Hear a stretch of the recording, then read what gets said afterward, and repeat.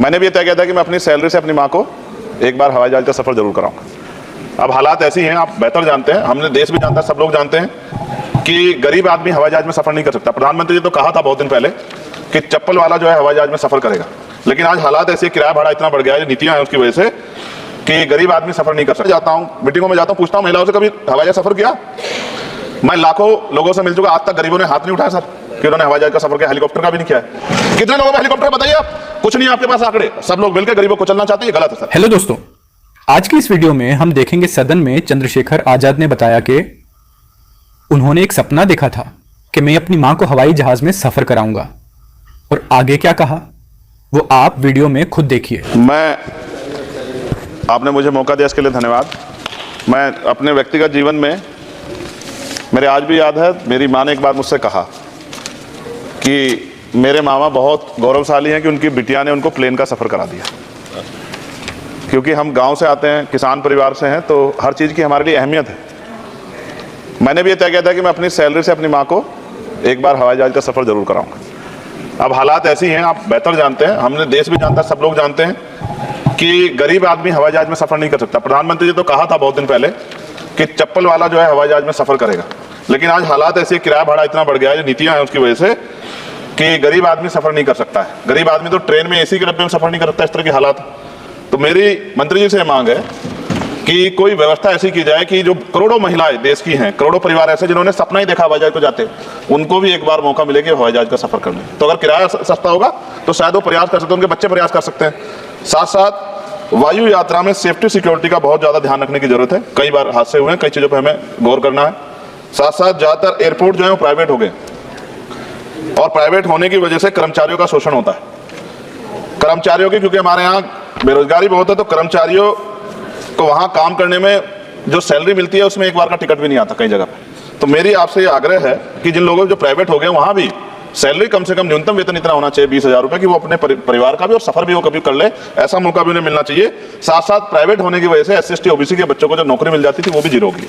तो मेरी आपसे आग्रह है कि अगर प्राइवेट भी हो गया तो उनसे भी कहा जाए कि कमजोर वर्गों के लोग बच्चों को मौका दिया जाए। साथ साथ नगीना में जहां जिन्होंने मुझे चुन के भेजा, मैं उनका धन्यवाद करता हूं, उस क्षेत्र का, वहां एयरपोर्ट नहीं, और लंबे समय से उनकी मांग, वहां पायलट ट्रेनिंग स्कूल भी नहीं है, एरोस्टेट ट्रेनिंग स्कूल भी वहां खोलना चाहिए, क्योंकि ग्रामीण क्षेत्रों की प्रतिभाओं को नकारना नहीं चाहिए।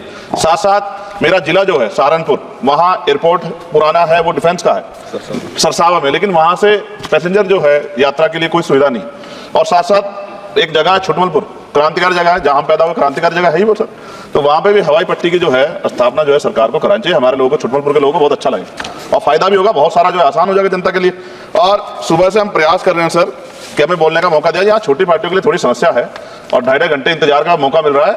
मैं भाजपा के साथियों को याद दिलाना चाहता हूँ, एक समय था कि आप पे भी 2 मेंबर ऑफ पार्लियामेंट थे, आज आपकी सरकार है, आपको तीसरी चौथी बार मौका मिला है। अगर हम लोग भी ज्ञान की कमी थोड़ी है किसी में, ऐसा तो रानी के पेट से ही राजा पैदा होता है या कोई माँ के पेट सीख के आता, हम तो संघर्ष करके आए 15-15 साल। तो जब हमें मौका नहीं मिलेगा, अपनी बातें रख पाएंगे, तो हमारी बात कैसे पहुंचेगी। साथ साथ मेरा आपसे आग्रह है, ये मेरी मांग नहीं है, ये पंजाब के लोगों की मांग है। देश के प्रधानमंत्री जब कह के आए थे पंजाब में, कह के आए थे पंजाब में कि जब आदमपुर एयरपोर्ट का नाम जो है सतगुरु रविदास जी महाराज के नाम पर करने के लिए कह के आए थे प्राइम मिनिस्टर। आप पता करा, ऑन रिकॉर्ड है, प्राइम मिनिस्टर ने अपनी स्पीच में कहा जब पंजाब गए कि हम इस जालंधर में जो एयरपोर्ट है आदमपुर में, कि हम उसका नाम सतगुरु रविदास जी महाराज के नाम पे करेंगे। लेकिन सर दावे और वादे हैं, कब तक ये खोखले वादे होते रहेंगे। देश के प्रधानमंत्री की बात का कोई सम्मान होना चाहिए। क्या सरकार, ये मंत्री जी नहीं सुनना चाहते, या फिर उन्होंने झूठा वादा कर लिया, इन पे भी ध्यान देना चाहिए।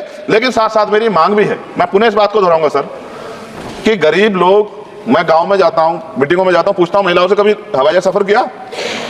मैं लाखों लोगों से मिल चुका, आज तक गरीबों ने हाथ नहीं उठाया सर कि उन्होंने हवाई जहाज का सफर किया, हेलीकॉप्टर का भी नहीं किया है। क्योंकि सर इस देश में आर्थिक गैर बराबरी बहुत बड़े पैमाने पे है।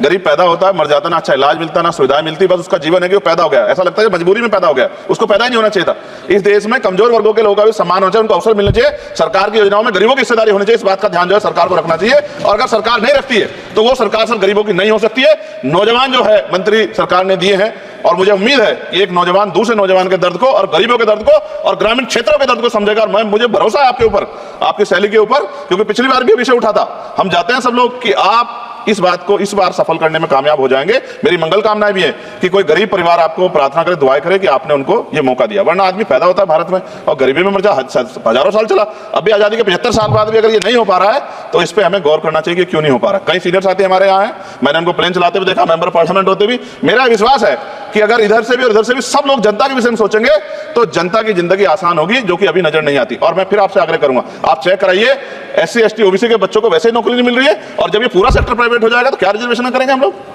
क्या फायदा रिजर्वेशन का? जब SC ST OBC के बच्चों क्या रिजर्वेशन का फायदा? गाली तो खाते हैं इस नाम पे, लेकिन रिजर्वेशन ही कहां मिलेगा जब सब प्राइवेट हो जाए? प्राइवेट वाले कहां दे रहे हैं? तो उनको कहिए कि प्राइवेट सेक्टर में मैं विधेयक लेके आया, निजी विधेयक, कि प्राइवेट सेक्टर में SC ST OBC के बच्चों को मौका मिलना चाहिए।